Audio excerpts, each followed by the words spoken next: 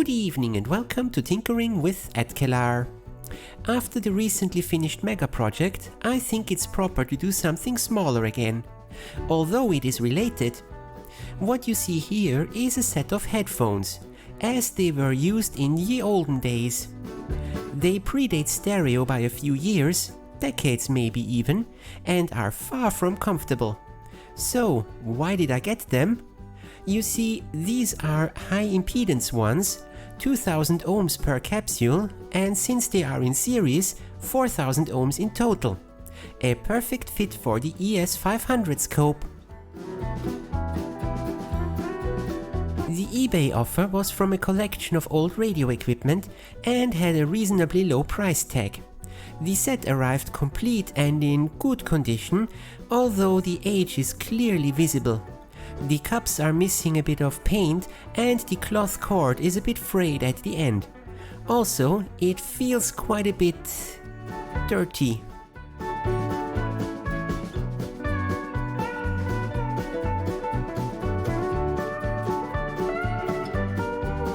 I really like the cord.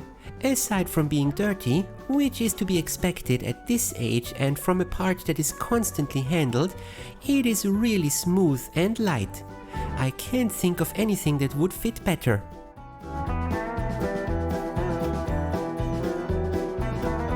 Naturally, I start with a complete disassembly.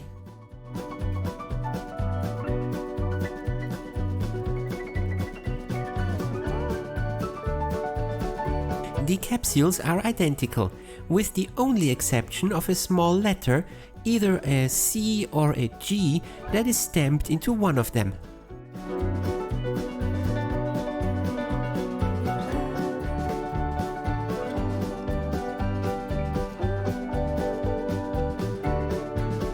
I didn't know how these are held together, so I started with the obvious screws.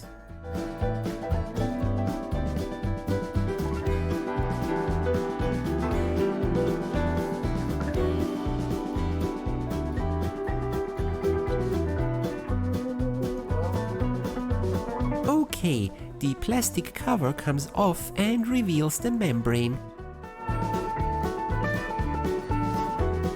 which also separates. It's just a thin piece of sheet metal which is held next to a magnet.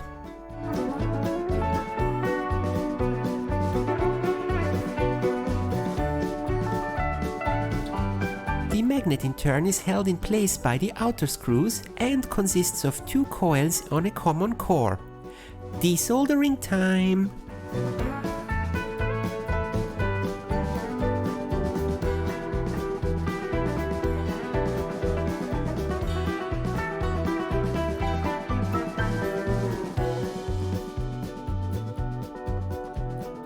The coils and the core are in pristine condition.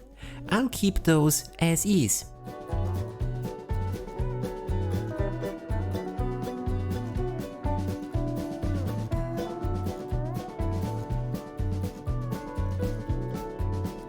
Now the cup actually has a thread on the outside.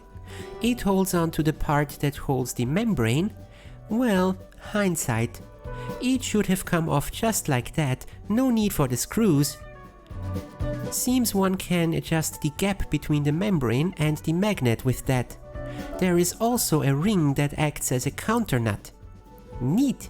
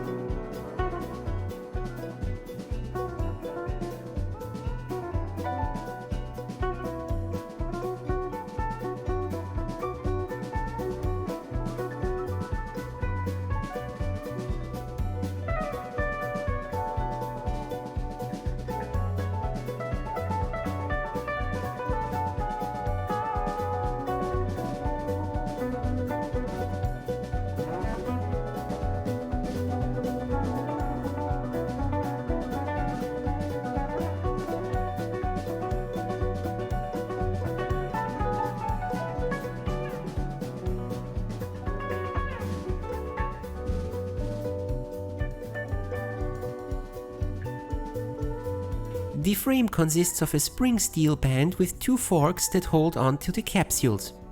All of the connections are flexible, so the headphones will fit almost any head and ear combination out there. Up next, cleaning. I'm wirebrushing the lot and prepare it for a supplementary coat of paint. My rule of thumb is, if the existing paint survives the wirebrush, it'll hold on just fine. Unless there is any deep pitting, I think that should work and look fine.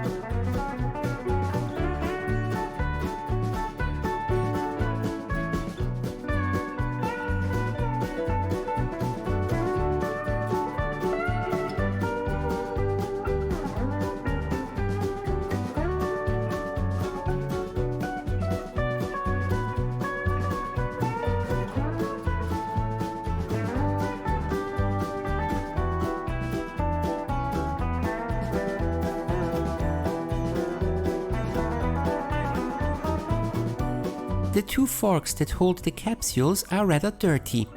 Clearly, originally they were chrome-plated, but that has rubbed off on the shafts where they slide into the connecting piece.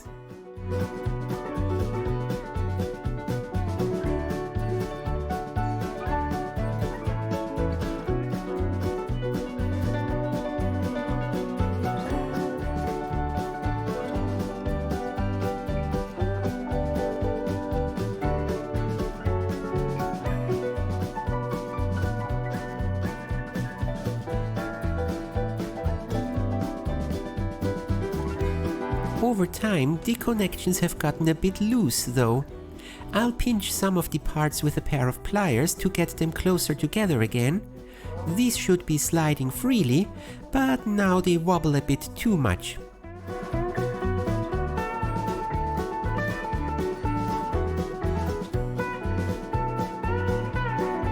Time for fresh paint. I try to keep the coat as thin as possible while still creating an even cover. Some parts get a second coat for that.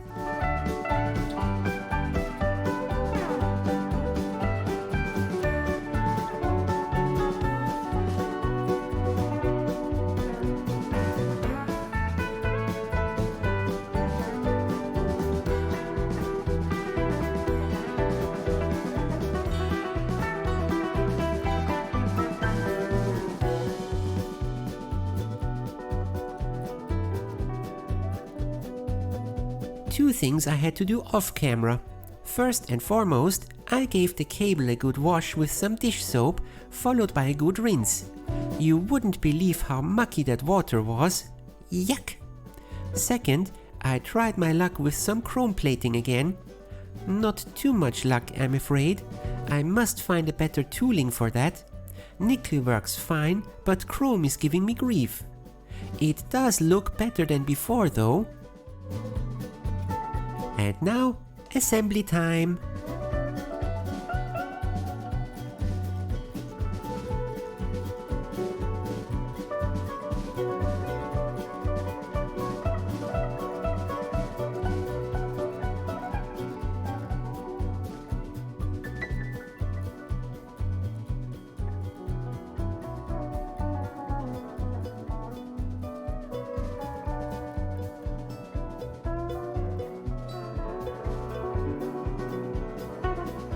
The cable gets threaded into the cans again.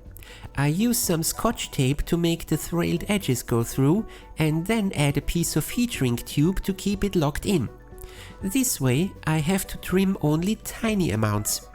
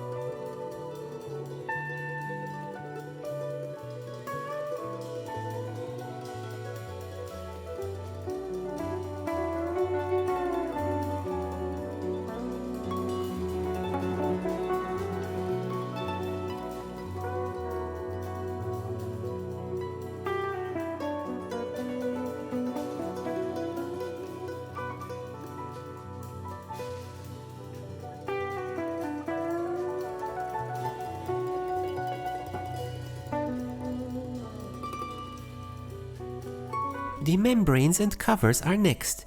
Careful not to slip and scratch the new paint.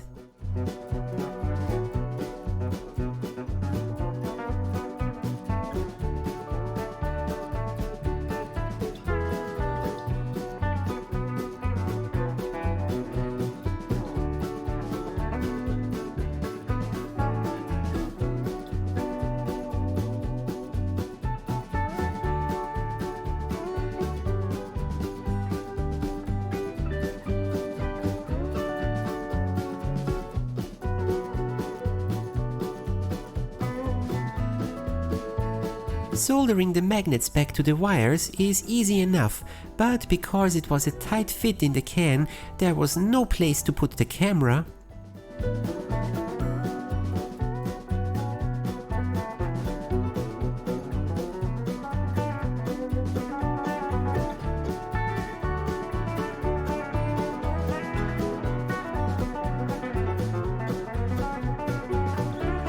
The frame is the last big part.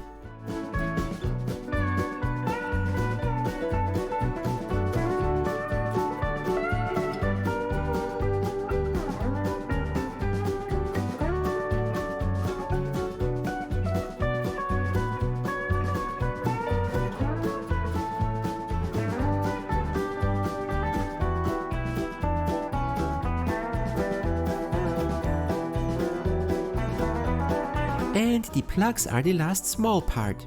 I tin the wire so the screws don't cut into the strands too much. Also, I replaced the green plugs with my stock black and red ones, to match the scope sockets. I keep the green ones around though. They are good quality ones and in mint condition.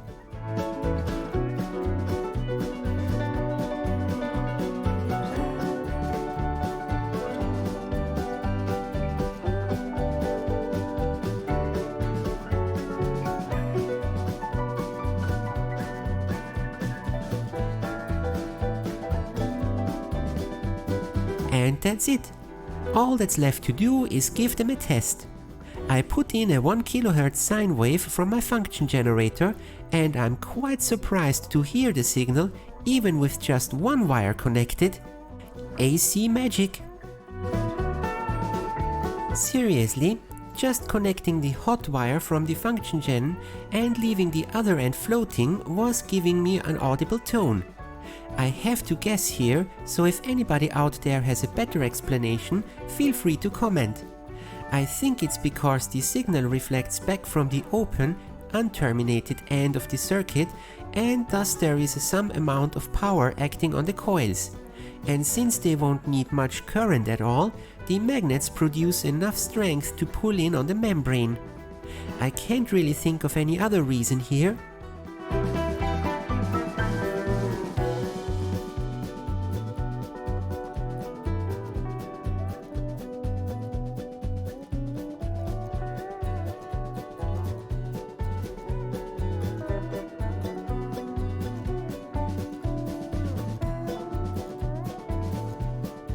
And that's it for this episode. I hope you enjoyed this vintage headphone restoration. See you next time! Aside from being dirty, which is expecting? The cord is expecting. Oh, nice. Lots of little baby cords. Maybe that's why it's frayed.